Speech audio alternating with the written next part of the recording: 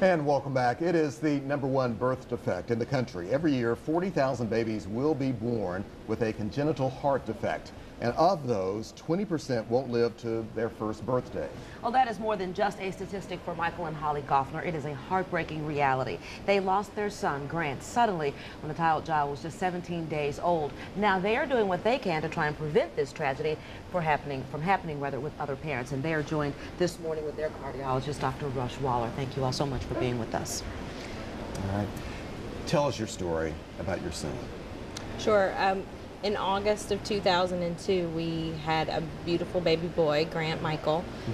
He was born, he was 9 pounds, 5 ounces when he was born.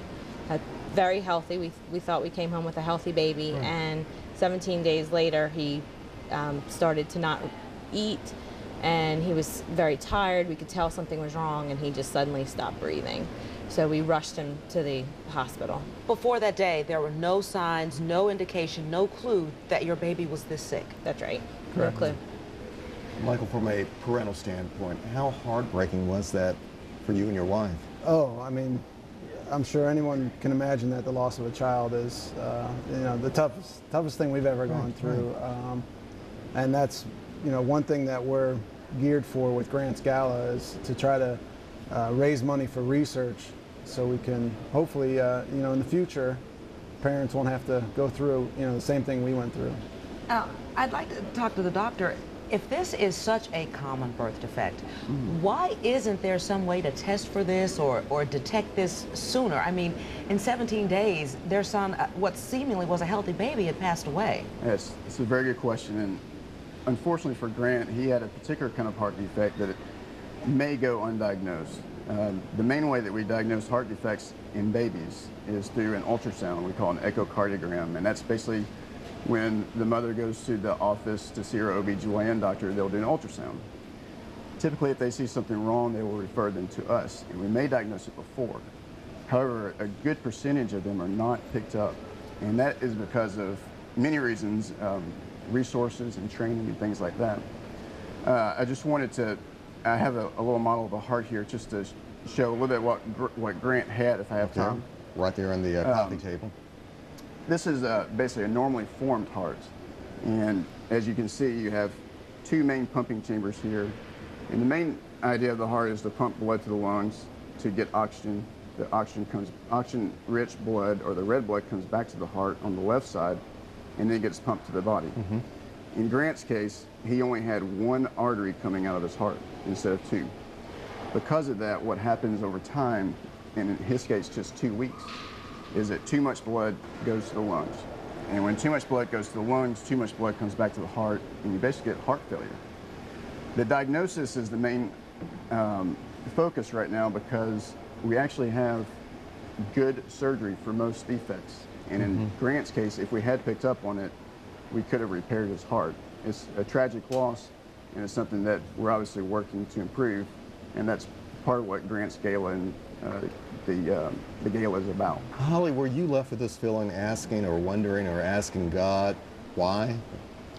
Yes, immediately, but we have 3 beautiful children now, and I really feel like his life was here for a reason. And with the Gala, we started this 2 years ago in 2005 for his 5th birthday.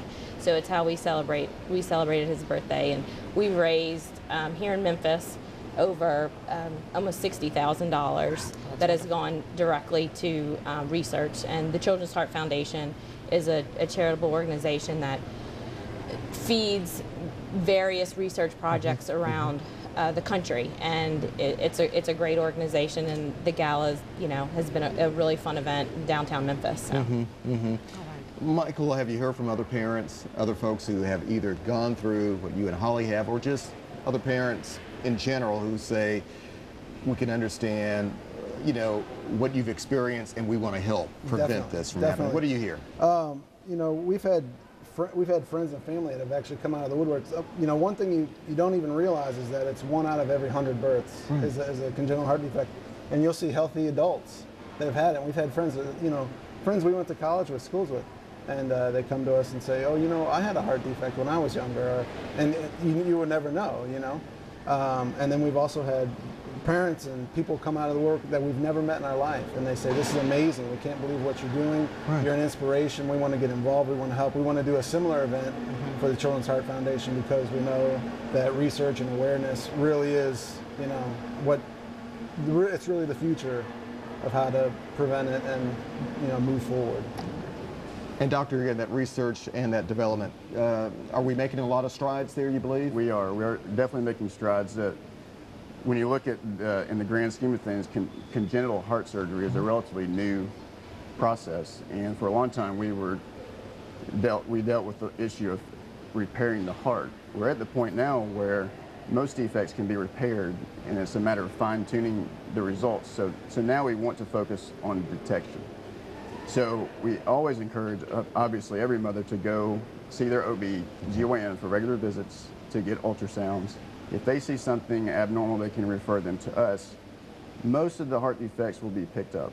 There are always going to be those that might be missed, but we are working on other processes to identify babies earlier so we can fix them. Okay, All right. we want to put some information on the screen there About about the Grant's gala. There it is right there.